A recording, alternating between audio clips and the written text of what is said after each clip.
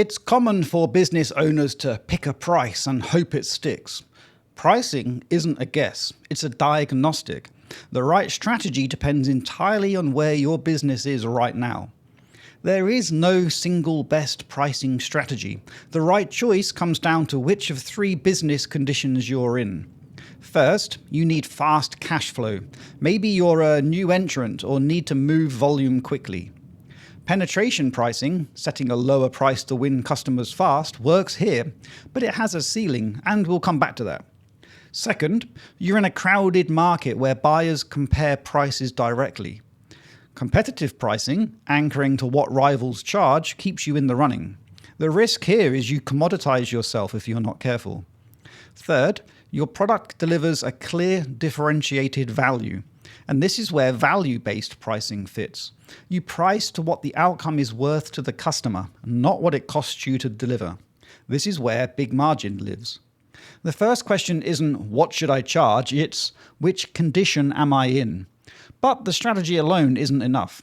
Whichever strategy you choose, you need to anchor it to your value metric.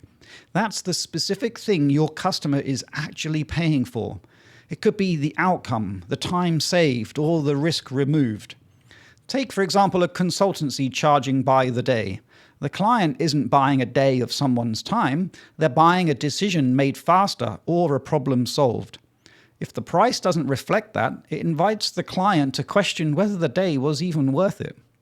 The most common and most damaging mistake is underpricing.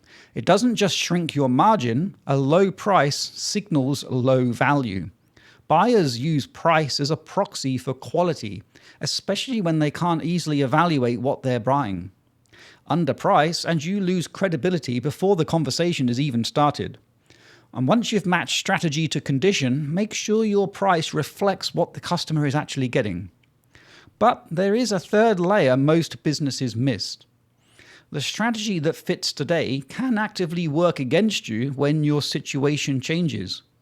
Penetration pricing is a clear example. It wins customers. But if your cost base rises and your price is anchored low, you can find yourself locked in, unable to raise prices without losing the volume your business model depends on. The signal to watch for is what's called margin compression. If costs are rising but your price isn't moving, your strategy has stopped fitting your current condition. You've shifted from needing volume to needing value, but your pricing hasn't followed. The same can apply in reverse. A premium price works well while your positioning holds.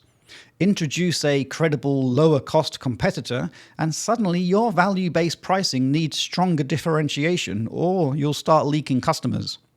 So revisit your pricing whenever costs shift, a new competitor enters, or your customer mix changes. Those three triggers are your early warning system. Here's a rule of thumb you can apply right now.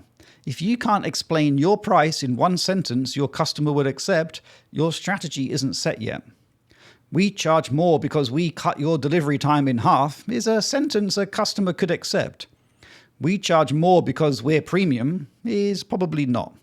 Match your strategy to your condition, anchor it to your value metric, and revisit it the moment your costs, competition, or customer mix shifts. And that's the framework. If that was of value, subscribe to the channel for one real business question answered every video. For the same clarity in writing, the website and newsletter is 5minutebusiness.com.